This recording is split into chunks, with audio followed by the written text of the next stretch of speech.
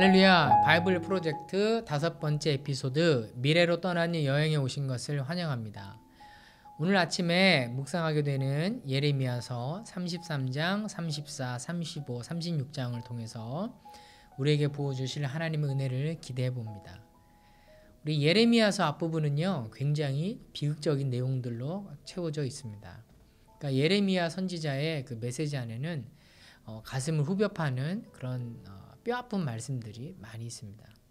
그런데 오늘 읽게 되는 33장에서는 절망이 가득한 상황 가운데서도 오히려 희망의 메시지가 전달이 되는 것을 보게 됩니다.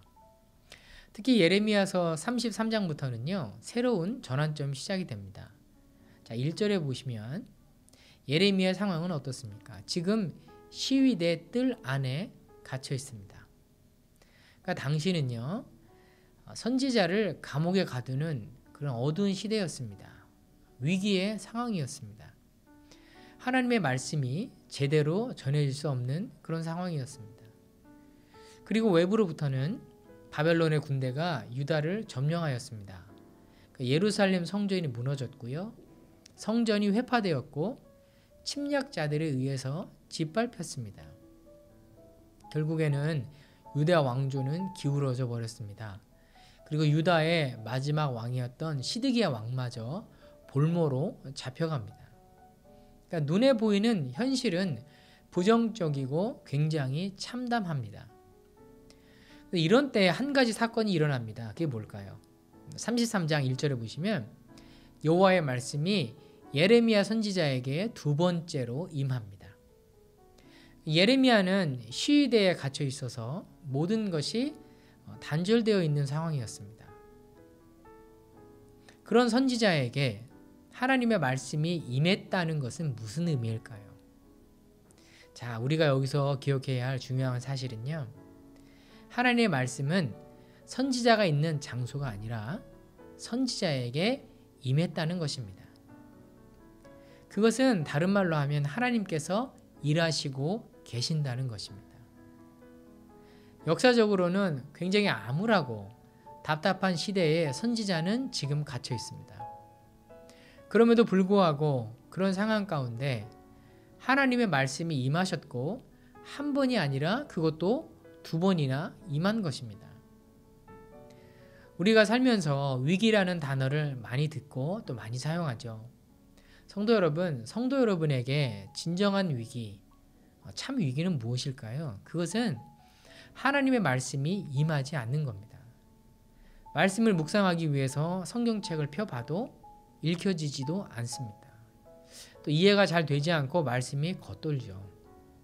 읽어도 마음에 감동이 없이 아무런 말씀도 귀에 들려지지 않습니다. 그런 상태로 예배를 드리면 어떻습니까? 예배가 은혜가 되지 않죠. 영적으로 공허해지죠. 그래서 예배 이후에 다른 것들로 또 우리 삶을 채우려고 노력합니다. 그러니까 진짜 감옥에 갇힌 인생은요, 하나님께서 말씀하시는데 듣지 못하는 하나님의 임재가 없는 상황에 갇힌 겁니다. 사무엘상에 보면 엘리 제사장이라는 사람이 나옵니다. 그는 높은 제사장의 위치에 있었습니다. 최고의 영적 지도자의 자리에 있었던 사람입니다. 그런데 그에게는 하나님의 말씀이 임하지 않았습니다. 그는 하나님의 말씀을 들을 수가 없었습니다. 그래서 사무엘상 3장 1절에 보면요, 당시의 상황이 하나님의 말씀이 희귀했다라고 기록합니다. 희귀했다는 것은 하나님 말씀이 들리지 않았다는 겁니다.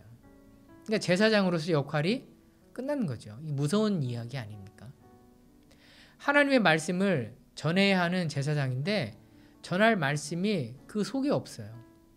하나님의 말씀을 들어야 되는데 그의 귀에 하나님의 말씀이 들리지 않습니다. 예를 들어서 비즈니스 하는 분들이 있습니다. 물건을 팔아야 하는데 물건이 오지가 않아요. 그러니까 창고에 재고가 바닥이 나서 더 이상 들어오지가 않습니다. 그러면 그 비즈니스는 어떤 상황인가요? 문 닫아야 되는 것 아닙니까? 왜 하나님께서 침대에 잠자고 있었던 그 어린 사무엘에게 3번이나 나타나셔서 말씀하셨을까요? 그것은 엘리의 시대가 끝나고 사무엘의 시대가 왔음을 의미하는 겁니다. 하나님께서는 이제 사무엘을 통해서 일하시겠다고 하시는 겁니다. 나는 이제 나 하나님의 음성을 듣는 사람과 함께 일하겠다고 말씀하시는 겁니다. 그러므로 오히려 지금의 상황과 조건은 별로 중요하지 않아 보입니다. 만약에 하나님의 음성을 들을 수 있고 깨달을 수 있는 말씀이 나에게 있다면 그 사람에게는 무서운 것이 없는 것입니다. 가장 무서워해야 할 것은 하나님의 침묵입니다. 침묵하시는 하나님. 여러분의 하나님은 어떻습니까? 여러분은 지금 하나님과 대화를 하고 계십니까? 음성이 들리고 계십니까? 만약 하나님의 말씀이 끊어져서 들리지 않는다면 하나님께서 하실 일이 현재는 없다는 것이고 그것은 어둡고 위험한 시기를 보내고 계신 것입니다. 그런가 하면 일이 잘 됩니다. 그런데 하나님의 말씀이 들리지 않는 것도 또 위기일 수 있겠죠. 결론은 하나님의 말씀이 들려야 한다는 것입니다. 반대로 하나님의 말씀이 들린다면 어떤 상황이 있던 관계없이 하나님께서 일하고 계신다는 것입니다. 그렇게 하나님의 말씀을 쫓아가시고 하나님의 역사를 경험하시는 성도 여러분이 되시길 바랍니다. 자, 그렇다면 예레미야에게 어떤 말씀이 임했을까요? 3절입니다. 너는 내게 부르짖으라. 너는 내게 부르짖으라. 자, 부르짖는 것은 일반적인 기도와는 좀 다릅니다. 성경은 절대적 한계 상황에 있게 될 때에 부르짖는다고 말합니다. 절망이 너무 깊으면 기도하지 않습니다. 너무 낙심이 되기 때문에 기도할 엄두가 나지 않기 때문이죠. 예레미야는 암담한 상황 가운데서도 기도하지 않았던 것 같습니다. 그래서 하나님께서는 예레미야에게 기도하라는 의미로 너는 내게 부르짖으라 라고 말씀하십니다. 하나님께서는 예레미야에게 기도하라고 요청하신 것입니다. 하나님께서는요, 항상 일하시는 방식이 있는데 일하시기 전에 우리가 기도하기를 원하십니다. 우리의 마음에 먼저 소원을 갖게 하시고요. 우리의 영혼에 기도를 일으키십니다. 때로는 고난이라는 그런 방법들을 통해서 우리로 하여금 하나님께 기도하게 하십니다. 물론 하나님께서는 일을 다 하실 수 있습니다. 전지전능한 하나님이시니까요. 하지만 하나님 우리와 함께 일하기를 원하십니다. 먼저 우리의 마음에 그래서 기도의 마음을 넣어주시고 또 우리로 하여금 기도하게 하십니다. 항상 기도가 먼저 선행되게 하시는 것입니다. 이것이 하나님께서 일하시는 방식입니다. 하나님께서는 어느 시대마다 먼저 기도를 일으키셨습니다. 1907년에 평양의 대부흥운동이 일어났던 거 다들 기억하시죠? 근데 여러분 그 4년 전에 원산에서 기도회가 있었던 거 기억하십니까? 20세기 말 아주사 거리에서 있었던 대부흥운동, 그것도 마찬가지입니다. 다락방에서 소수의 사람들이 모여서 시작한 기도로부터 그 부흥운동이 시작이 된 것입니다. 너는 내게 부르짖으라. 이것은 하나님의 요구입니다. 하나님께서 기도하라고 하셨지만 예레미야는 주저앉으셨고 무너진 상황 속에 갇혀서 기도하지 못하니 하나님께서는 너는 내게 부르짖으라 라고 말씀하셨습니다. 하나님께서는 우리 안에 크고 은밀한 일을 행하기를 원하십니다. 그리고 그렇게 기도하는 자들에게 예레미야서 33장 2절의 말씀처럼 일을 행하시는 여호와라고 말씀하시면서 일을 만들어 가시겠다고 하시는 것입니다. 하나님께서는 절대 절망을 절대 희망으로 바꿔 놓으시는 분이십니다.